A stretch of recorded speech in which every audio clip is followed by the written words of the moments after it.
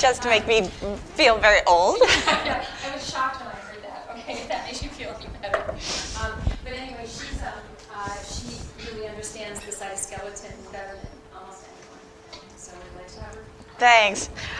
Yeah, so I've been studying cell biology and the cytoskeleton since before you guys were all born. I do that not because I'm boring or the topic's boring, but just because it's so exciting to me. Hopefully I'll communicate a little bit of that to you. I think what would make this a lot more fun, certainly for me, hopefully for you, is to keep it as much discussion-based as possible. So I don't want to just tell you things. I want to hear what you're thinking or what your questions are. So to do that, I organized this more around themes in the field of cell biology and the cytoskeleton, not specific details.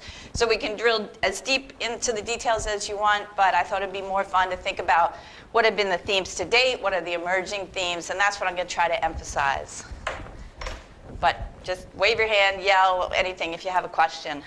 So overall, we're going to start by thinking about compartmentalization. So the cell as a whole is an example of a compartment, right? You can think of many ways that life could have evolved or existed, but the idea that it was formed around this unit cell immediately tells you there's some value in compartmentalization. Are there any engineers in the room? Engineers, yeah. Is there anything compartmental theory from engineering to organize at a unit principle like that? Yeah. Yeah, so the cell is just like that, and you can think about plant cells or animal cells or lung cells or skin cells or neurons, which are neuronal cells. But overall, that's all saying, okay, this is the unit that functions.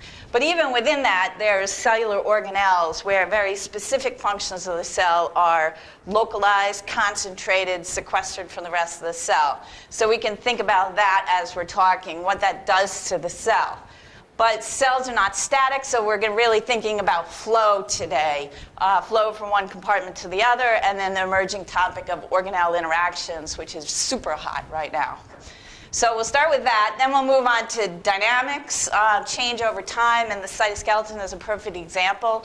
It has a role in maintaining cellular strength, cellular connections. If you were talking about the ECM, hopefully you talked about connections through to the actin and microtubule cytoskeleton, or at least you were told that they exist.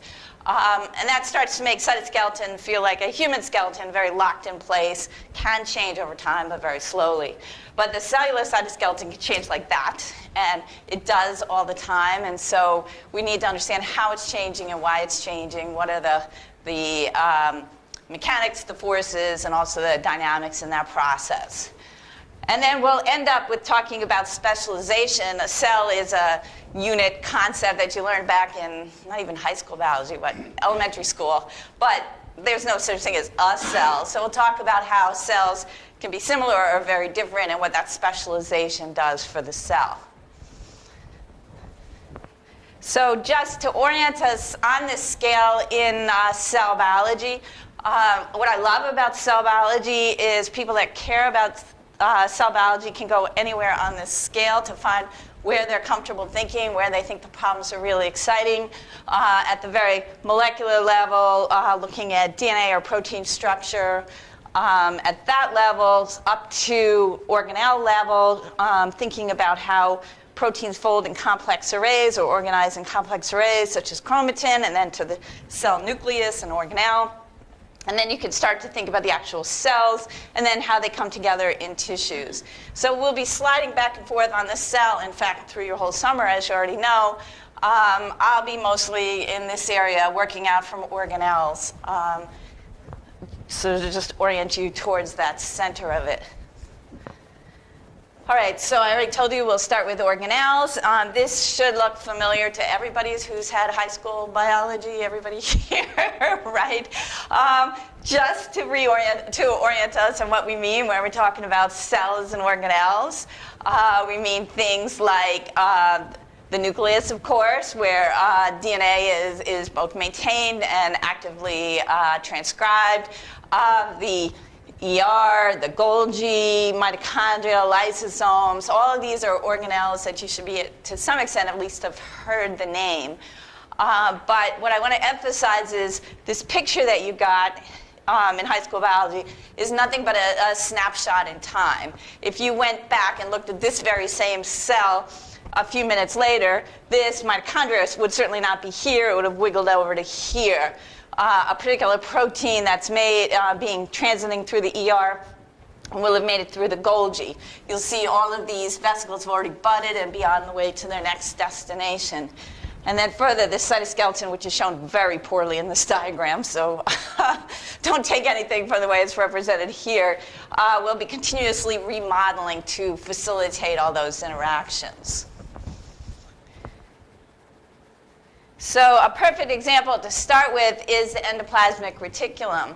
It's an amazing organelle, and it actually, new calculations have just shown that in a common tissue culture cell, the ER itself can take up 10% of the cell volume. The cell is heavily invested in the ER. It uses this network for many different cellular functions. We typically think about its role in protein synthesis, but another major role is lipid synthesis, and that's critical for a cell in which all the compartments are delimited by lipid membranes, or almost all the compartments.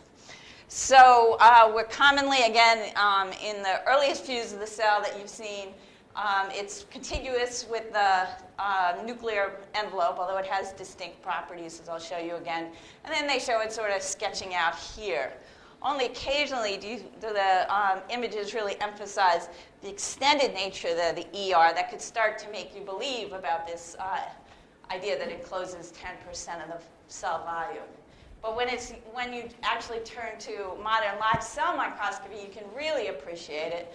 So this is a movie from a student in my lab, Andy Moore, and he's just looking at the ER spread throughout this cell. I believe it's a helicell, and we'll talk more about helicells later. So you can see it is contiguous with the nucleus, but it spreads all throughout the cell. At any given time, it looks like this, but if we waited a few minutes more, it would have completely remodeled, and you can see that remodeling going on here. You can see it's continuous, and you can do experiments to show that. I'll show you one of them. But you could also see that there are plenty of gaps in the lattice, and that's critical so other organelles can navigate their way through this sort of messy network. This, I think, is a beautiful experiment to really emphasize cell dynamics, how they're very rapid, but also they're very organelle specific.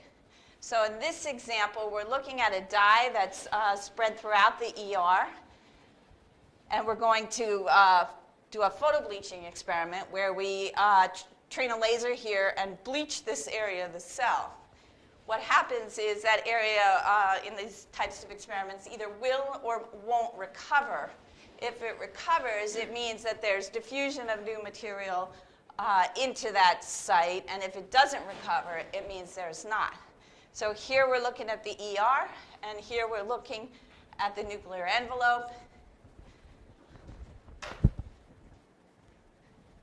And as this movie plays, you can see the rapid bleaching of that area in the box, and then this ER is recovering incredibly quickly. So the signal is rapidly filling it. And it's filling it from this extended area, diffusing in along the membranes of this extended ER tubules. So you can see that there's rapid diffusion through the lipids in this membrane as well as the internal contents. Whereas here with the nuclear envelope, you can see it's a much more static membrane and not recovering over the same time course.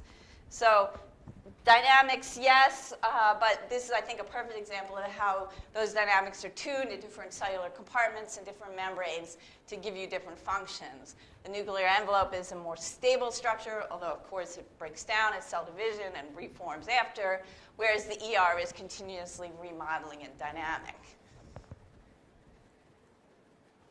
We are learning a tremendous amount about ER structure recently, and what that's telling us is multiple things. One is those dynamics can be based on multiple mechanisms.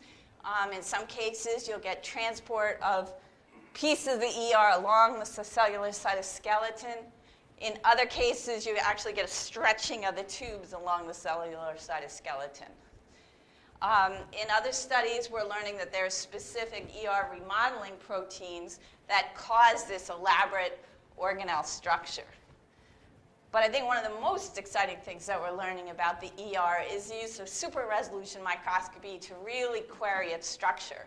So I was showing you movies from standard light microscopy or fluorescence microscopy, but now in recent years we've been able to break the diffraction barrier, and we can go in more detail and look at the ER in cells through light microscopy. At the same time, EM techniques are improving, so we're able to reconstruct the ER from electron microscopy images. And all of this is telling us it's not that kind of two-dimensional network that I was just showing you, but a highly three-dimensional tubulated network, which is giving you enormous surface area and enormous abilities to continuously remodel. This is one of those things where a standard thought in cell biology has fallen. For a long while, it was thought you could divide the cellular ER into areas of sheets and areas of tubes. And now, as we're looking with higher and higher resolution, we realize actually when you get to the highest resolution, it's really all the same. It's just your ability to resolve it into this reticular network wasn't there before, and now it is. So, this is a slide I was thinking of before, where we're learning about how these beautiful reticular networks are shaped by ER binding proteins. None of the specific details matter for now, just to know that lipids don't form these elegant structures on their own. They're specifically shaped by proteins that alter the curvature of the lipid membranes. So you get specific structures set up to form these tubes or form these flatter sheet areas, and that's been an exciting area of research. However, the most exciting thing going on right now, where is it? No, we'll get to that later, sorry. So that's the ER, but what we've known for a long time from studies of what's called trafficking in cells is that there's flow from one membrane compartment to another. So here's our ER, kind of reduced in size here to this simple network. And during something like the synthesis of new proteins, you'll get membrane-associated or secreted proteins trafficking through the ER and then transported to the Golgi. So organelles will butt off here and actually travel, physically travel, and then join with the next organelle in this pathway. Those organelles will transit through the multiple faces of the Golgi from cis to trans, and then there's a sort of post office station at the trans Golgi where you can then divide you can then determine the fates of those individual proteins, either to late endosomes or to secretion out of the cell, either in a just non-regulated constitutive secretion, meaning you're just piling it out of the cell, or in a very regulated secretion where you pack it up in secretory vesicles and then let it go. So there's this clear progression through this endomembrane system from one compartment to another. One of the most beautiful videos I've ever seen of this was taken, 15, 20 years ago, a long time ago. But in this experiment, they loaded up a protein in the ER, and you'll see all these puncta, and then they did a particular type of temperature block, so the protein would accumulate in the ER, and then they're going to release the block, and you'll see that this protein rapidly transits towards the Golgi apparatus, which is peripheral to the nucleus, or perinuclear in most cells, sorry. So you can see this beautiful trafficking from one compartment to another via these type of transport vesicles. So it's one of those rare things where it actually does look like these diagrams that they have. Any questions so far? Any comments? Yes, great. The direction of trafficking is usually determined by the motors that are associated with those vesicles, right? Right. Just when we've always talked about it, it's always sort of been like out versus into the cell, but because you have this very diverse ER network, it's almost like those directions don't make as much sense. Exactly. So it's all much more nuanced than that kind of understanding. If you're almost always, though, the Golgi is here, and that's at the Microtubule Organizing Center of the cell. We'll get to microtubules in a couple minutes, but So the directionality is more just determined by the orientation of the cytoskeleton, right? Yes. So when we get to microtubules, we'll see in particular microtubules have a highly polarized organization in the cell. We'll talk about plus and minus ends in a couple minutes. But what she's asking is, if they move along these tracks, how is that determined? In terms of trafficking in the Golgi, it's relatively straightforward because the Golgi sets up right near here in most cell types, although not all cell types. And so even if your ER is extended all out here, you're going to wind up going towards the center. However, the specific answer to your question is, as we study more and more transport vesicles, it's not that they just have a motor that goes towards the plus end, or they have a motor that goes towards the minus end. They almost always have both. And then their activity is tuned. Finish my cartoon here. So that you get this, they get to where they want to go. So important, though, if you have all these huge dynamics at any given time where things are flowing, getting back to our flow diagram, things are flowing out of the ER, and then there has to be a return traffic of reconstitution of stuff you don't want in the Golgi back to the ER, so it's called retrograde trafficking here. Then you have stuff flowing out of the Golgi to going to organelles. It could be total chaos because, so you have to think about what are the signals that are taking these organelles to where they next need to be. If you have a protein that's being made for secretion, it would be a bad thing for that protein to say, oh, I'm just going to go from the ER, short circuit the Golgi, and go straight out of the cell. You want this trafficking highly regulated. So one of the ways is the transport along the roads of the cytoskeleton, but the other way that this is regulated is by the specific fusion, the budding from one case and the fusion in another, and then these are highly regulated processes. Within these highly regulated fusions, the topology of the membranes is always retained. So if you're on the inside of the cell, you stay on the inside of the cell facing the cytosol here, but at the end of this fusion, you're still facing the cytosol or cytoplasm here. So you maintain the topology within that membrane, but you will actually physically bud from one organelle and fuse with another.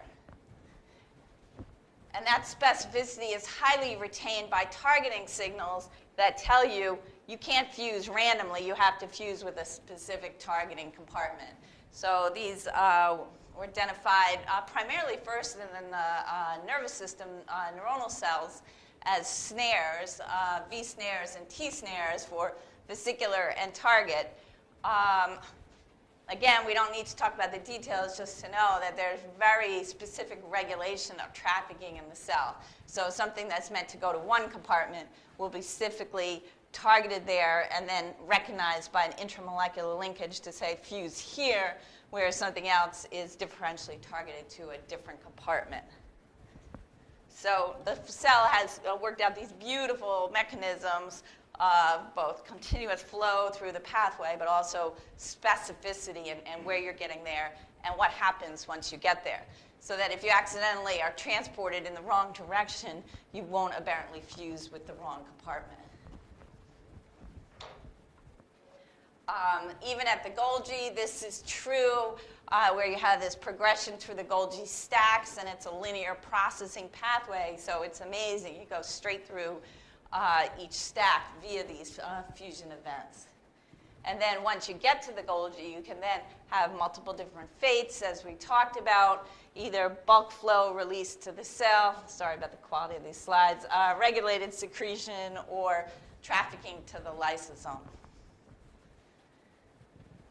So a lot of the buildup of the ECM that the proteins that Becky was telling you about are by either trafficking to the membrane and embedding into the membrane or secretion, and hopefully she talked about a little bit about that.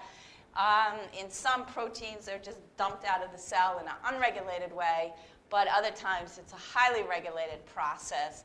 And I think these images are about some of the most beautiful in biology, where you have this docking of this organelle with the plasma membrane, and then here's another one that's in the process of releasing its contents out into the extracellular space. And then This exocytosis is balanced by endocytosis, both for two reasons. One is membrane balance. You can't just keep taking all your intracellular membranes and having them bud with the plasma membrane. You'd have a ginormous plasma membrane. And it's really interesting. If you do super high resolution measurements, you can actually see the plasma membrane grow and some of these membranes bud with it. Those studies have been done in neuroscience primarily. So you need to recycle the lipid so it doesn't just keep accumulating here, but you also continuously need to get signaling or intake of the extracellular environment back into the cell for signaling or food. So this is all balanced by endocytosis, so the trafficking from the plasma membrane back into the cell. And again, just to talk about another beautiful specific example, here you can see these elegant protein machines that build up on the membrane during endocytosis. You get these beautiful clathrin coats that lead to the altered curvature of this plasma membrane, so it can bud in and in this invagination, eventually form a vesicle that's almost pinched off, and then finally pinched off. And this is another area of research that's pretty hot right now, is thinking about what proteins are specifically causing this membrane curvature change to give you this tightly curved membrane, and then what's involved in the pinching off and how exactly does that work. So dynamin is sometimes called a pinchase. It's involved in this final pinching. But you can see that the process actually started with this distortion of the membrane by the building up of this protein coat that actually changes the curvature of the membrane.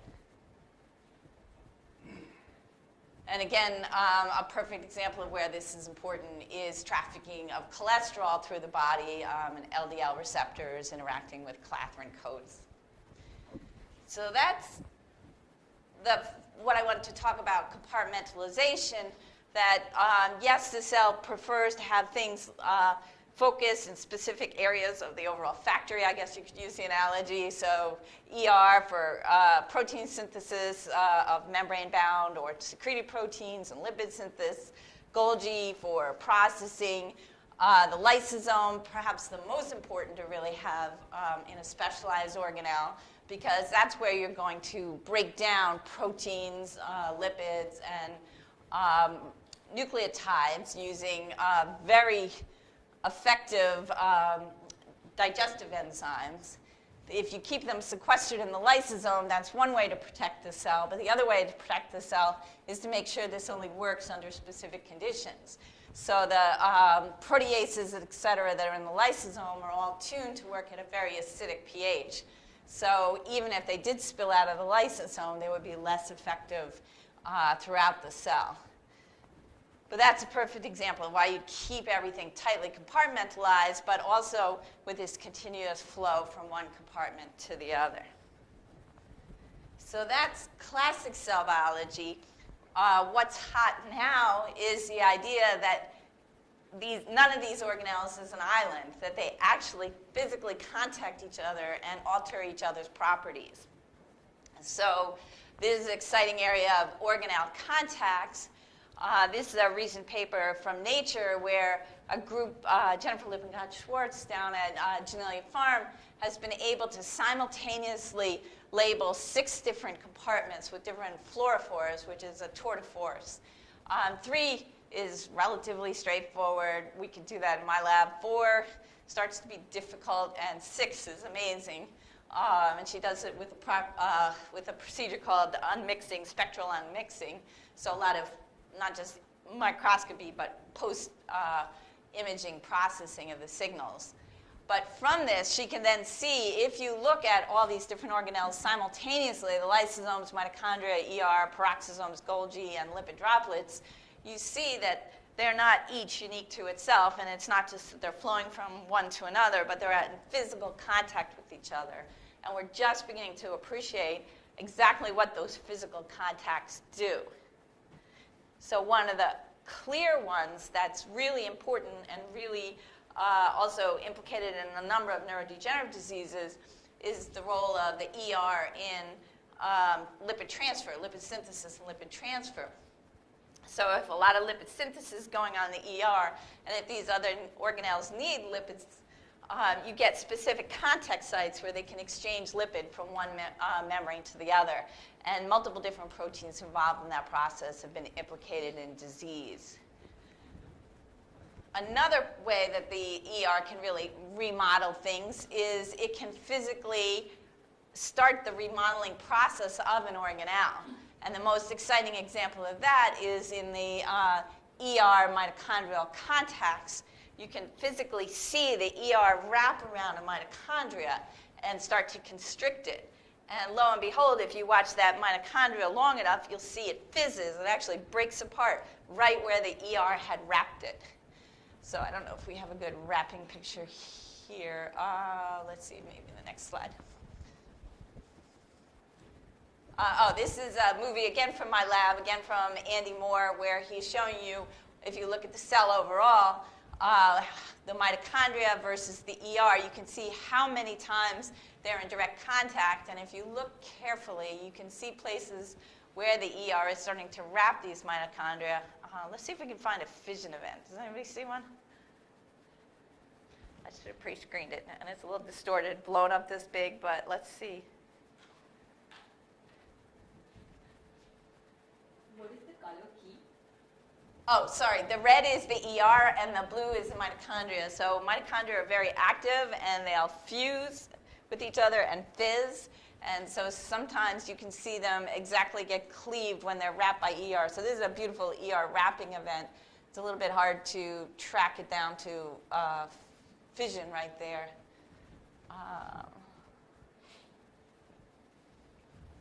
Anyway, but looking at these two together, you can find it very likely that they're affecting each other's dynamics. And in other images, you can see it physically wrap before that fission event. So this idea of organelle contacts is huge, and it's not by happenstance, as with most of cell biology. It's specifically regulated by interacting proteins that have become localized at this site. So here you have a sequence where you have a mitochondria that becomes wrapped by one of these ER tubes that sets up a constriction, again, a change in the curvature of the membrane that allows assembly of a fission site that physically cuts that mitochondria in half. So one organelle physically changing another organelle. What is the role of this mitochondrial fission? That's a really good question. Mitochondria are a really interesting organelle in the cell because they have some vestigial DNA. So have you heard about the whole colonization idea? They're a leftover from a symbiotic bacterial invasion. So they do have some DNA, and that DNA mutates at a faster rate than nuclear DNA because there's not as many checkpoints to maintain the integrity of the genome. So any single organelle, any single mitochondria will start to accumulate mutations. So the idea is, and this is still speculative, but that one way to keep your overall mitochondrial pool healthy is to have continuous exchange of information between different mitochondria so that they can continuously share their contents, and it's thought, not proven, but thought, that process may also allow the cell to sequester the bad parts of the mitochondria into a clearly damaged organelle that's going to be cleared in a process called mitophagy. So the part about partitioning is still a little bit speculative, but it's completely clear that if you do get a damaged mitochondria, originally they're beautiful and filamentous. When they get damaged by oxidative damage or other process, they start to round up. And then you can specifically see that this whole thing is cleared in a process called mitophagy, where the cell builds a double membrane compartment around this mitochondria. Then it fuses with the lysosomes we were just talking about, and then gets degraded. So current thinking is that this continuous fission and fusion of the mitochondrial network is required to keep the whole network healthy and safe. That's one possibility.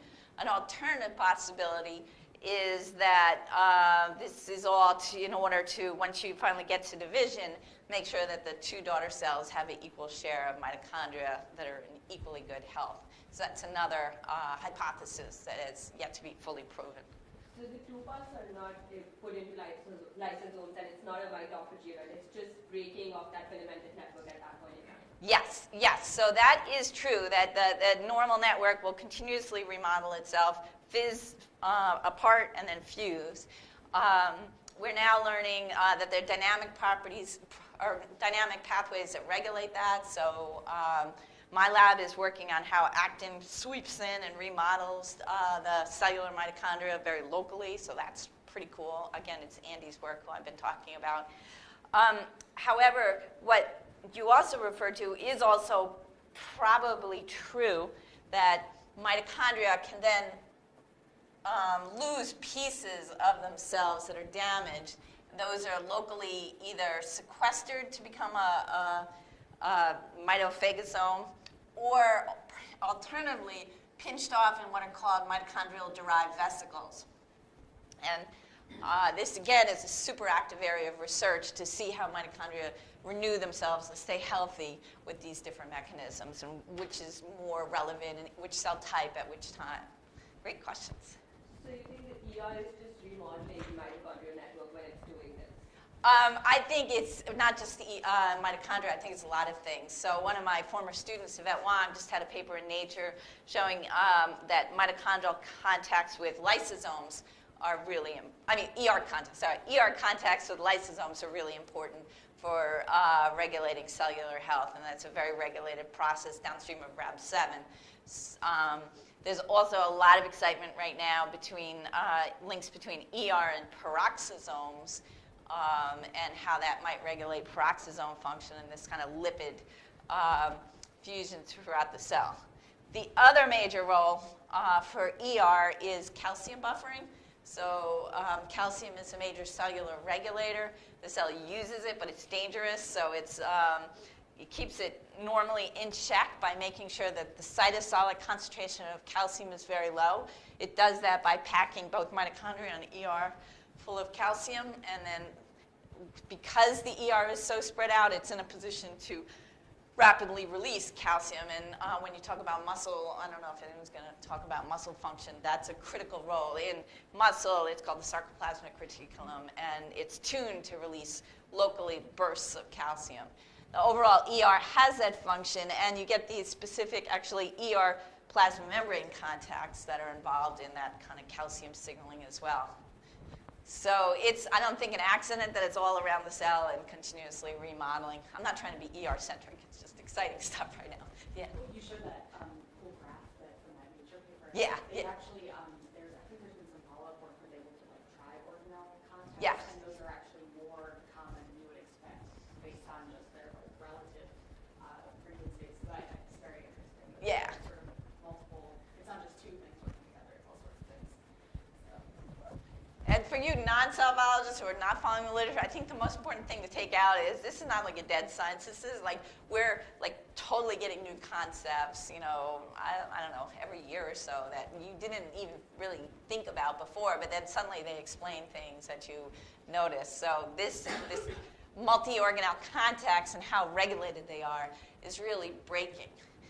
The reason this happens is actually a technology argument, so this is for the engineers. Over my lifetime in cell biology, every time there's an important new technical development, we can actually learn so much more than we knew before, and then all of a sudden you're like, wow, look at this. So fluorescence microscopy has exploded over the last decade or so. Live cell microscopy, but now super resolution microscopy, and then this FibSim EM that you can section automatically a cell and reconstruct it. So every time we do that, we learn fundamental new things that then explain weird observations we couldn't explain before.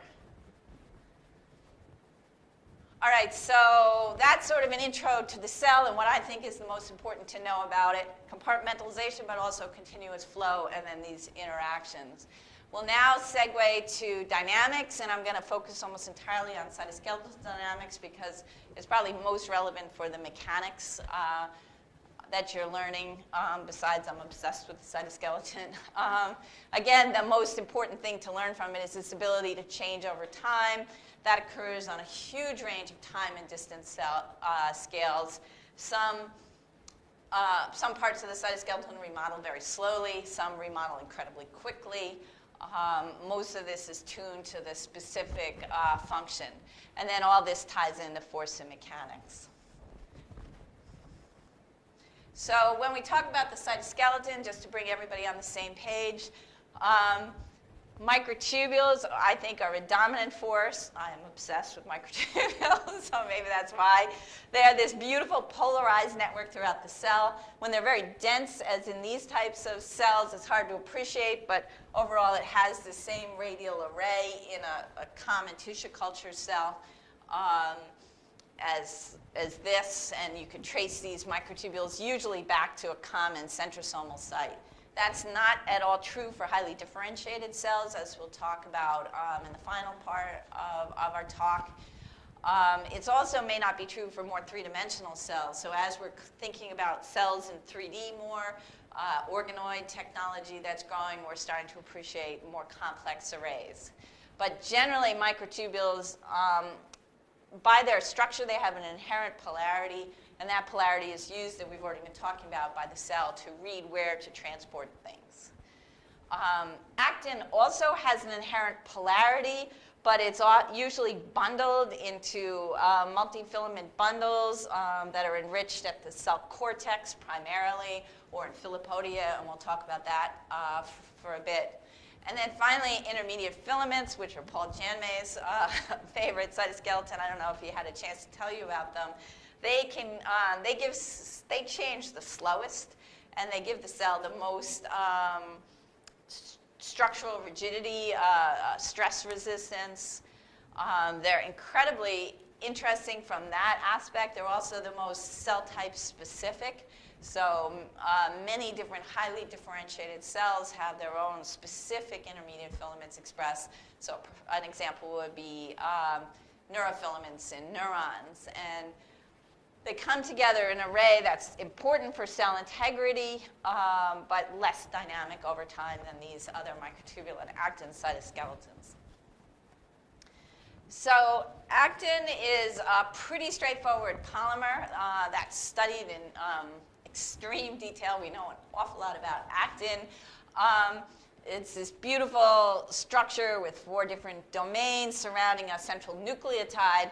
The ability of actin to bind ATP and tubulin in microtubules to bind GTP is absolutely central to their biology, because it's actually a destabilizing switch. It gives you a way to set up a polymer that then has the seeds of its own destruction in it, because once that nucleotide is hydrolyzed, that polymer is less stable.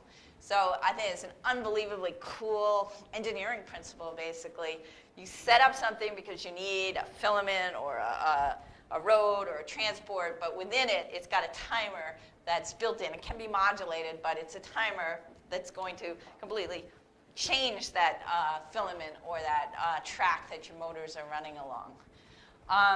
Actin polymerizes a single subunit called globular actin or G-actin, polymerizes into a polymer called F-actin or filamentous actin. Because this molecule is different on both ends, and because it assembles only in a head-to-tail arrangement, that means that every actin filament has a distinct polarity where one end is different than the other. So that's the most important thing that you should remember from actin filaments and microtubules, that they have this inherent polarity, and it's what the motors are reading when they're moving in the cell. So actin dynamics are well known. It's known that you start with G-actin. When it binds ATP, it's able to start to come together to form stable oligomers, and those can nucleate to form an assembled polymer.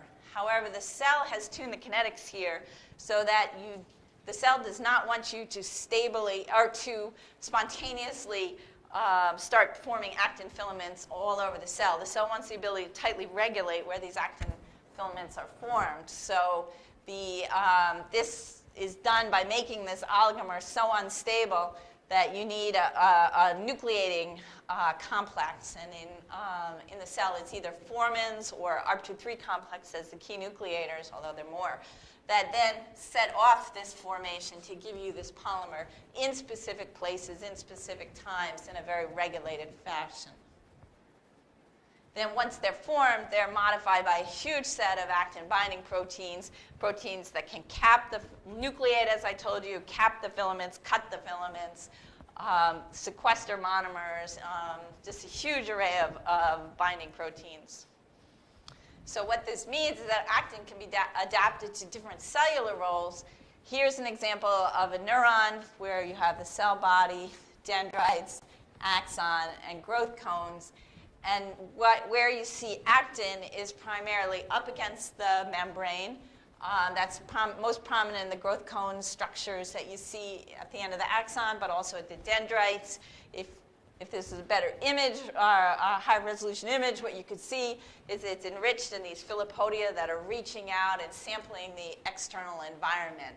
Those are very dynamic structures that are going to respond to growth or repulsion cues. So they'll grow out and then come back and grow out and come back. So when you think about cell motility and a cell actually sensing its environment and then moving along a gradient, actin is absolutely key. This is another example, though, of where modern technology has really taken what we thought we knew. Like you could have looked at this picture 20 years ago and everyone say, yeah, that's actin and neuron. But modern technology told us, oh, you totally missed something. So this is a super resolution microscopy paper that came out just a couple of years ago, and that said, oh yeah, we agree that actin is enriched in exactly where I just said it was, but wait, look, there's this beautiful regular structure all along the axon, incredibly regular structure that you see, in which actin forms rings all along the axon. Subsequent to this, it was found also in dendrites as well, that you get these gorgeous actin spectrin rings. And here's another view where you can see it's a highly regular structure that occurs all along this length. And I don't know if you, I think they saw them on vacuums, right? The vacuums where you see the ring structure and the accordion hoses and all. This is thought to have a similar role as giving some structural stability for axons. So as we'll talk about in a few minutes, axons can extend up to 1 meter. They're a structure that needs to last your lifetime, so you'd think that the cell would be heavily invested in keeping it a stable structure that's resilient in its environment. And what we're thinking right now in the field is that this type of structure where the actin rings stabilize these spectrin cables along the membrane is a way to really maintain a strong, stable structure over time. But it's amazing that all this gorgeous biology was hidden until super resolution microscopy was discovered. Yeah? But we know actin to be highly dynamic. Mm-hmm. Some actin is highly dynamic and some is not. For what we think right now is that this actin is not dynamic. And I was just at a conference with someone looking at actin dynamics in axons, and this structure doesn't really change over time. I'm sure if you frapped it, it would recover. Someone must have done that. But I think it's much slower. There's other populations of actin within here that are much more dynamic. So he's interested in studying actin trails and hotspots along the axon. But those, as far as we know, are within the axon and like in the core cytoplasmic part of it. But these seem to be much more stable and much more akin to the red blood cell membrane, if any of you have thought about that with spectrin actin meshworks. Any more questions?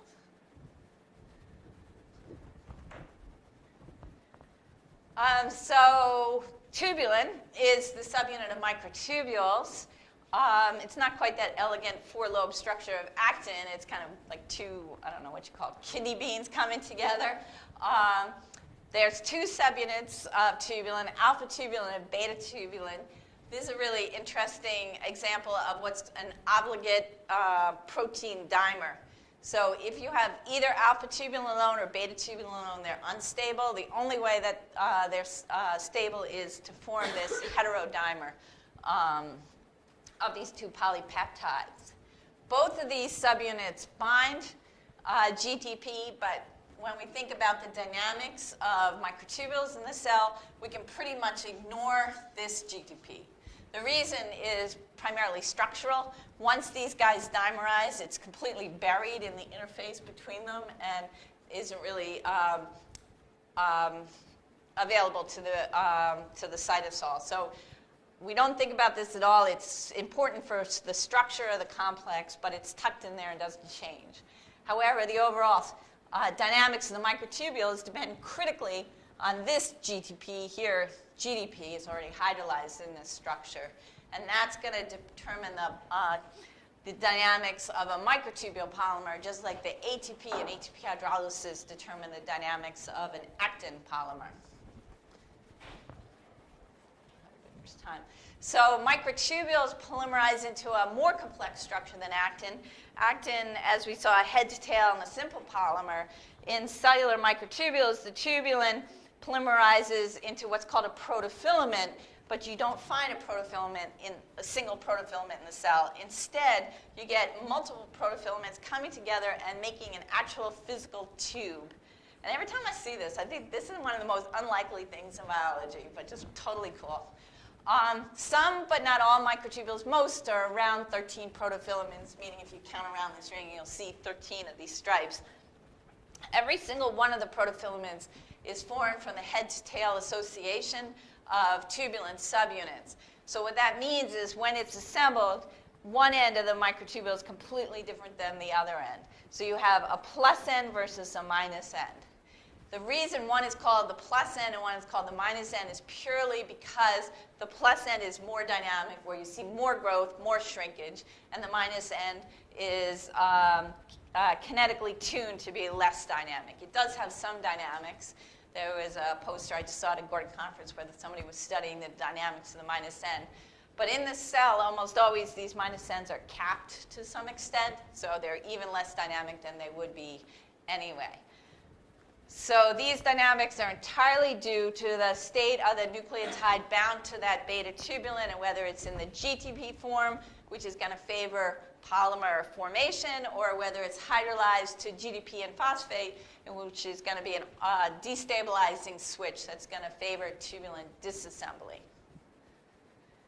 So if we just now think about differences between microtubules and actin, there's huge amounts of similarities. They're both formed from the self-association of subunits. In both cases, this is sufficiently spontaneous that if you have a high enough concentration of the purified polypeptide in vitro with the nucleotide source, you will get self-association. Both are polar polymers, which is essential to their biology. Both have, as a consequence of this polarity, the kinetics of assembly and disassembly are very different at the two different ends of the polymer. And in both cases, I'm emphasizing this fact of nucleotide hydrolysis, but that hydrolysis is not at all required to form a polymer.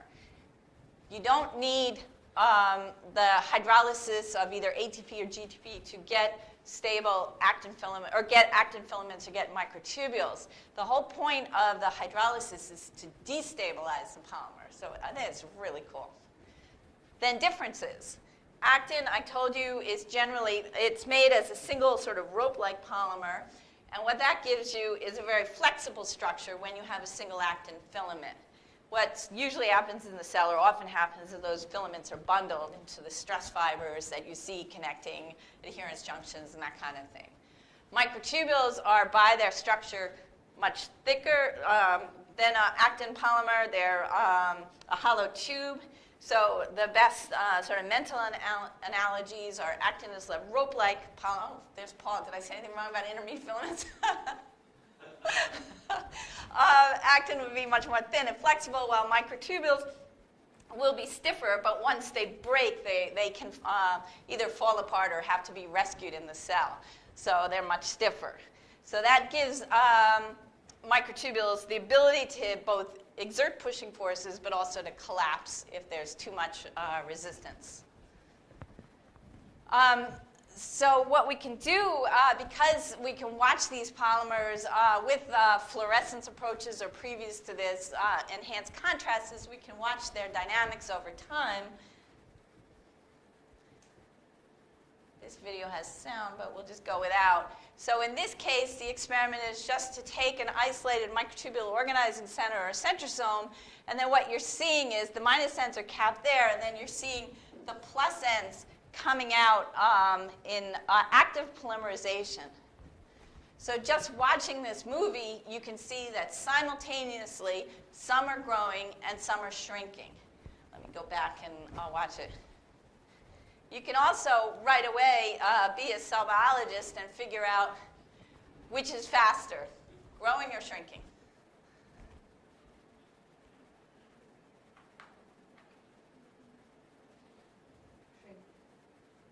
Shrinking? Anyone else want to vote? Shrinking? Yep, that's absolutely the answer. So they're characterized by slow growth and rapid shrinking. And because this experiment is steady state, that means that at any given time, most are slowly growing and some are rapidly shrinking. And that turns out to be exactly what's true in the cell. In the cell, the microtubule polymer properties are modified, but that is a common rule of what's going on. So what we're seeing there is the slow growth outwards as new subunits are added at the top. Then you get the hydrolysis of GTP on that polymer, and that is an essential switch that destabilizes the polymer. And then you get this very rapid shrinking. When it starts to shrink, it's thought that it spins out not just the dimers, but long strands of protofilaments, and that causes the very rapid nature of that disassembly. At some point, though, you get an event called rescue where it says, wait, I don't want to shrink anymore. I'm going to start growing again. So that's rescue. And then catastrophe is the beautiful term for when it switches from the slow growth to the rapid shrinking. So that's a process called dynamic instability made totally possible by this GTP hydrolysis on the tubulin lattice, so the microtubule lattice. This is a video that shows that it matters. This is going to show you dynamic instability in cells. At the beginning of this video, what we're looking at is not tubulin itself, but a protein called EB1 that binds specifically to the GTP-bound form of tubulin. So that is enriched at the ends, and you can see before this movie starts, you see EB1 a little at the centrosome. It will bind minus ends as well, but you see it highly enriched in these dashes throughout the cell. As soon as I put this movie into motion, what you'll see is beautiful comets, which mean that all these microtubules that you can see are rapidly growing. What you can't see, though, is any of the microtubules that are even more rapidly shrinking because they don't have GTP on the ends and then EB1 can't bind. So it's a gorgeous movie to show you some of microtubule dynamics in the cell, shooting out from the centrosome. And here, shooting into an edge of a cell there.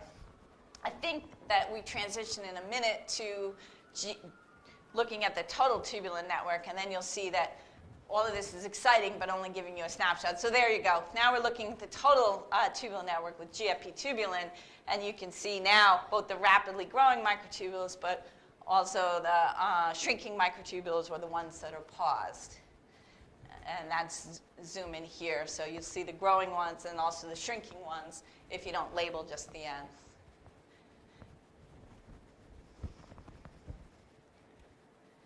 So the biggest transition that microtubules make is at cell division when you go from this interphase microtubule network with this single, in most cells, microtubule organizing center and the microtubules coming out. This totally can disassemble and then rapidly reassemble into a bipolar spindle in which you have two microtubule organizing centers and microtubules coming out and also reaching in to bind the chromosomes. And this has been used as a basis for drugs for both cell biologists as well as drugs in the clinic to be able to alter these dynamics. I'm just letting you know that both with actin and microtubules, there are drugs available that can favor the stabilized or the destabilized state that we can use as tools. And then I just have a few minutes left to tell you what we've been talking about so far is a pretty generic type of cell, like a HeLa cell, And if you haven't read the book about HeLa cells, I recommend it. Nice summer reading. The establishment of the cell line, which is used in so many labs.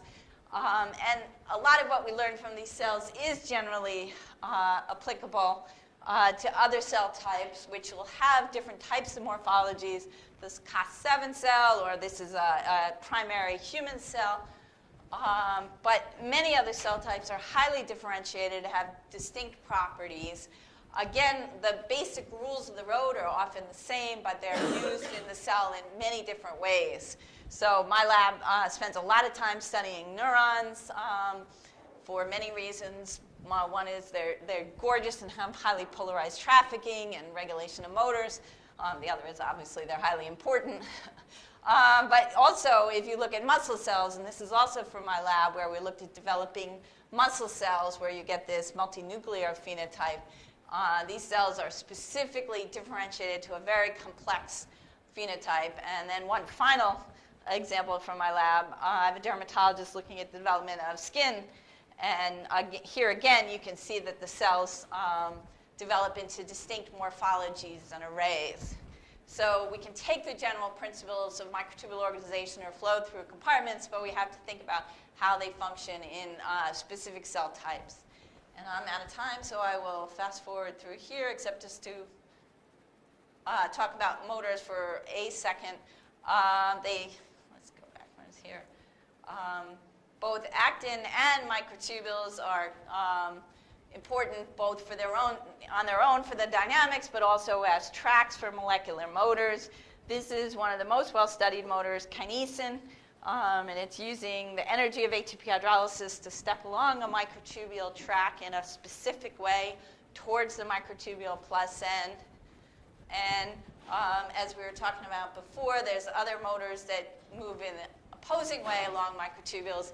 This is the much more complicated dynein motor stepping along a microtubule here. And then, not to slight actin, but you already have myosins, many different myosins moving for many different cellular functions. And all of those are important because they give you the complex trafficking that we're only starting to talk about here, where each different organelle has different subsets of motors that are regulated to give you their distinct patterns of motility. Such as this is mitochondrial trafficking along a neuron, where you can see many different types of motility, some stationary, some moving outward, and some back in.